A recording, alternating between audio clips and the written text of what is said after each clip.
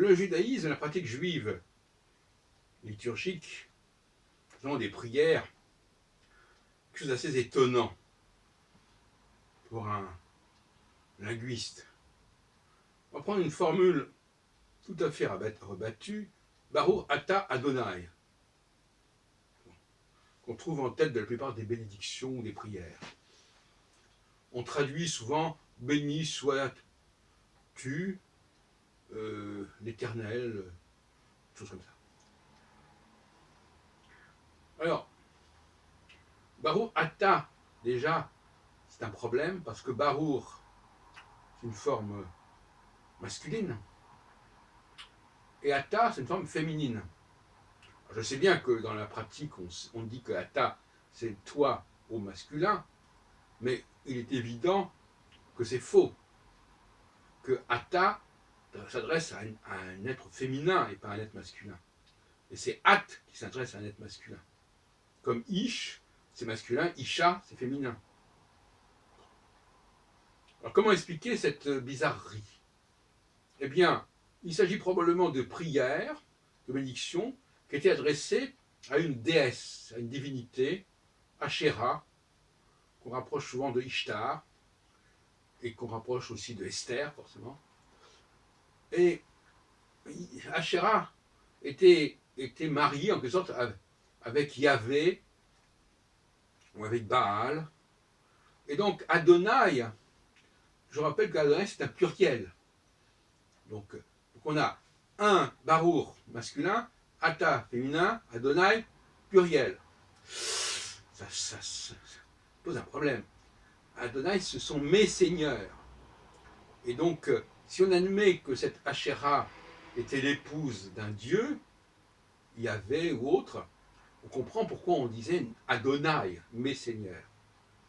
Tout ça est très archaïque, mais c'est maintenu. Ça a résisté. Et non seulement ça a résisté, mais ça aura finalement fini par marquer toute la grammaire hébraïque. Non seulement la grammaire hébraïque biblique, mais la grammaire hébraïque contemporaine. Il n'a pas été fichu de corriger cette erreur. Parce qu'ils ont une conception de la langue tout à fait fataliste en disant ben voilà, on parle comme ça, donc on va faire comme ça. Ce qui est tout à fait dépassé au XXIe siècle, où on a une approche plus technologique et critique de la langue, et il ne suffit pas de dire bon, on parle comme ça, donc c'est comme ça. On n'est pas dans des automatismes aussi ridicules. Donc, aujourd'hui, on va dire Ata Omed, par exemple, un homme, tu te tiens, tu es debout, et on va dire une femme, At Omedet, qui veut dire la même chose, c'est-à-dire tu es debout. Alors c'est amusant parce que Ata, c'est, on s'adresse à un homme, mais c'est du Ata, c'est du féminin, et Omed, par contre, c'est du masculin. Et At, c'est du masculin, mais Omedet, c'est du féminin, parce que c'est un prolongement de Omed. Donc la grammaire hébraïque actuelle, elle est catastrophique, elle est dans un état, elle est sinistrée, on peut dire. Bon, c'est pas la seule langue qui soit sinistrée, mais elle n'y échappe pas. Donc nous avons une réminiscence d'un culte qui s'adressait à un être féminin, d'où le Hata, qui s'est maintenu de façon ambiguë, même quand il s'est agi de passer à un dieu masculin, si on peut dire, ou seulement masculin, mais on a gardé Adonai. Pourquoi garder le pluriel? Même dans les rituels libéraux, on n'a rien changé à ce niveau-là. La langue hébraïque a été rénovée, mais ça n'a pas changé. Les rituels libéraux, conservateurs, etc., ont modifié certaines choses, mais ils n'ont pas osé changer cela.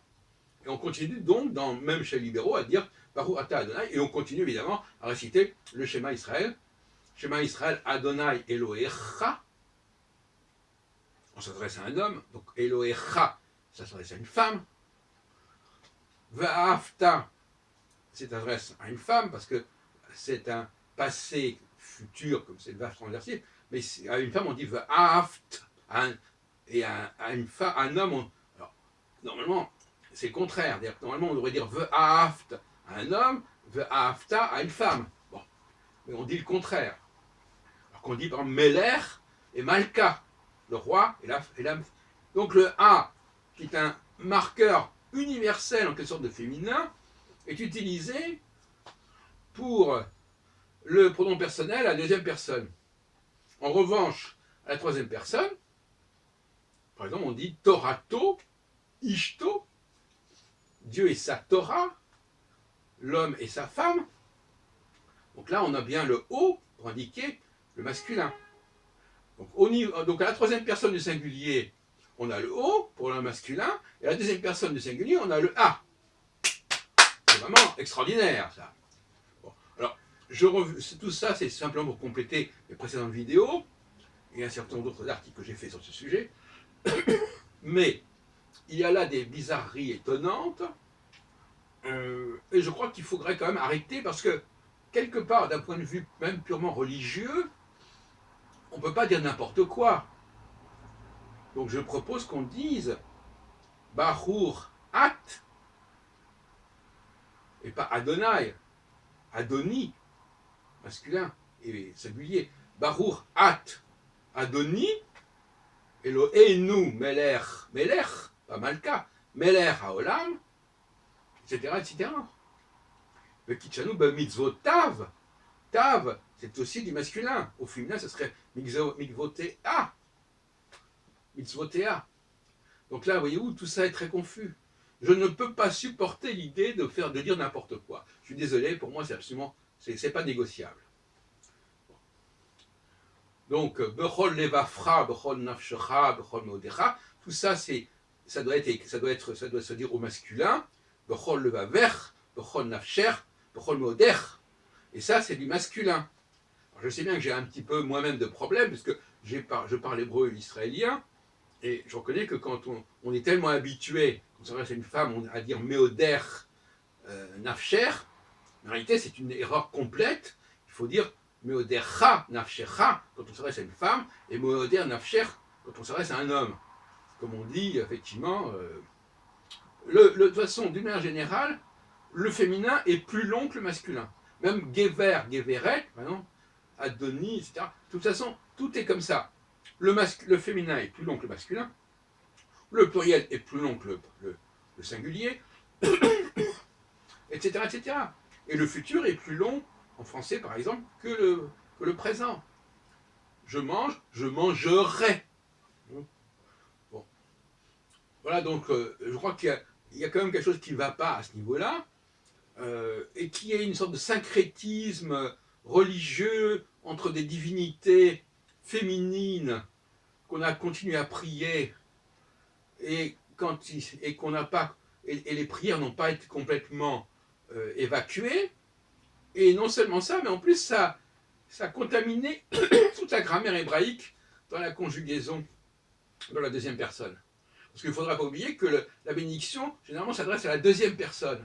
Que ce soit nous qui nous adressions à Dieu ou Dieu qui s'adresse à nous, c'est toujours la deuxième personne, plus ou moins. Parfois c'est la deuxième personne du pluriel, c'est souvent la deuxième personne du singulier. Donc ça ne bouge pas, et tout le reste a été modifié. Tout le reste a été correct. Mais la deuxième personne du singulier est en hébreu totalement sinistrée.